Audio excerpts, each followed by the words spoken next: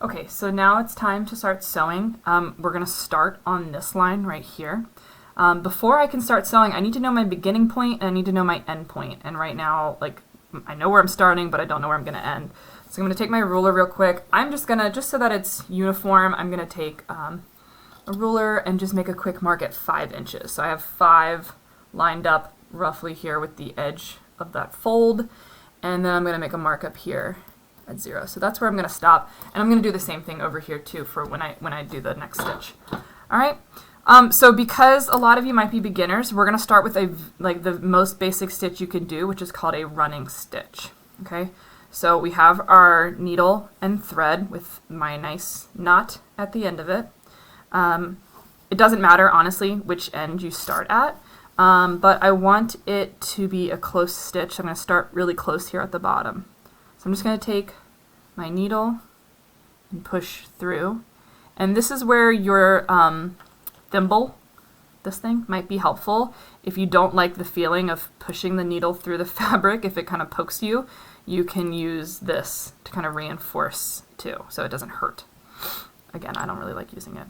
So on every single stitch though, we're going to pull all the way through. And so sometimes there's like these extra threads that just come off the fabric. You can get rid of those.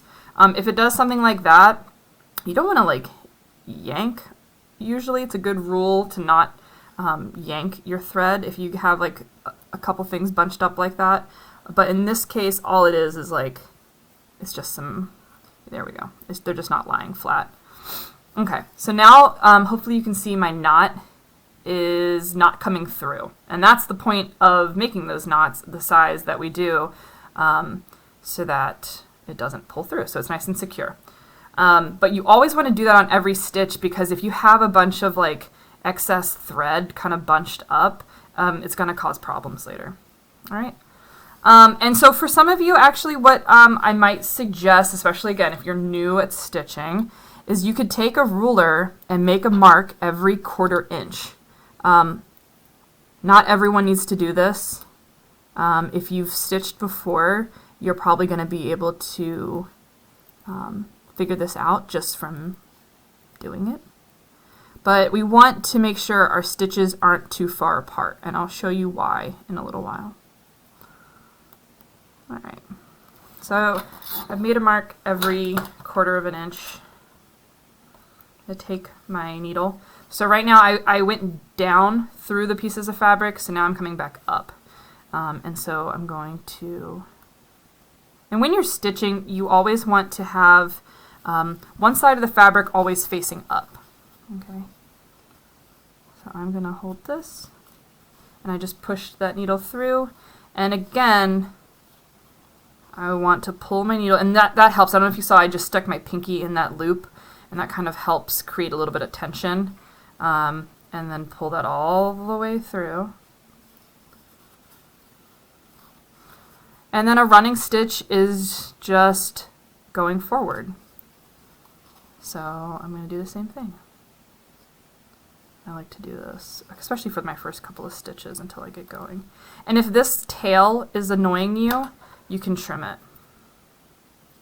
Oops. These scissors are not as sharp as I want them to be. There we go. Okay, and so you see what happened there? Before I move on, I want to pull my thread until the knot is back where it should be. Okay. All right. And so now when I'm holding my fabric, I'm going to, maybe you can even see this, but like I can drag my needle underneath the fabric until I see it where it needs to be, and then I'm going to push up. But you always want to be checking the back and making sure you don't have a tangle. It's a huge pain. Getting tangles in your thread is not fun. Okay. Really, when you are doing any sort of hand sewing that is for something that's going to be worn, like our face masks, or anything that's going to be like functional, you actually want your stitches to be even closer together. But just for learning today, this is fine. So that's why a 1/4 inch is going to be just fine for now. For the next stitch that we do, it'll be closer together. So again, I'm checking the back, making sure it's good. At this point, I really could just pull this pin out and put it back inside my baggie which is right here, because I've already stitched and secured that area. All right. So now I'm just going to keep stitching.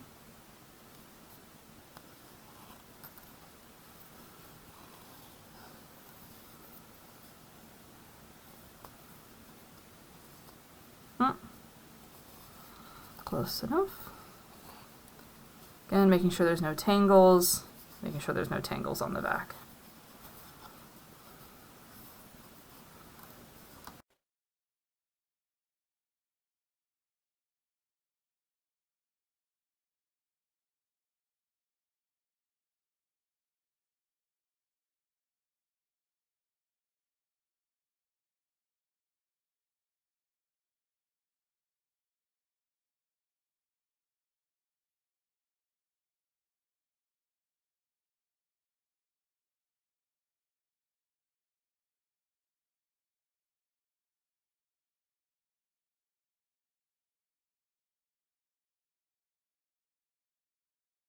Okay, so now that I've gotten to the end of my stitch, I'm actually going to take this pin out because I don't need it anymore, put it back in the baggie so I don't lose it. And I actually ended with my thread on the back. If your stitches, if you pulled too tight, it might look more like this. And so before we tie everything off, you want to just like make sure your fabric is lying flat, flat but snug. There shouldn't be any like big loops in your thread. But that looks pretty good to me. Now I'm going to show you how to tie off. So I'm actually going to come back through this last stitch.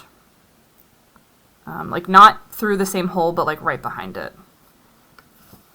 I might need to hold the fabric taut.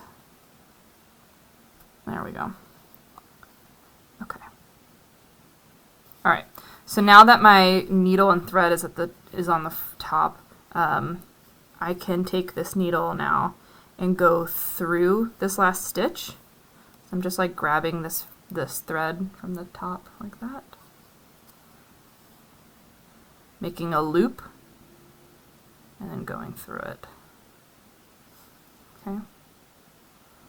Again, do it again, and then go through the loop. Good. And I'm a little paranoid. I never want my stitches to come out, so I do it a couple of times. That's 3 knots there. You could do more if you wanted to. It's up to you.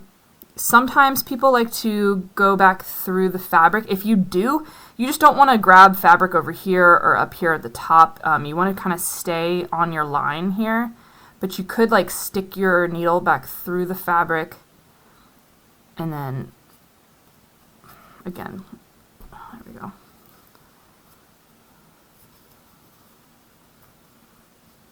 Again, like hold this steady.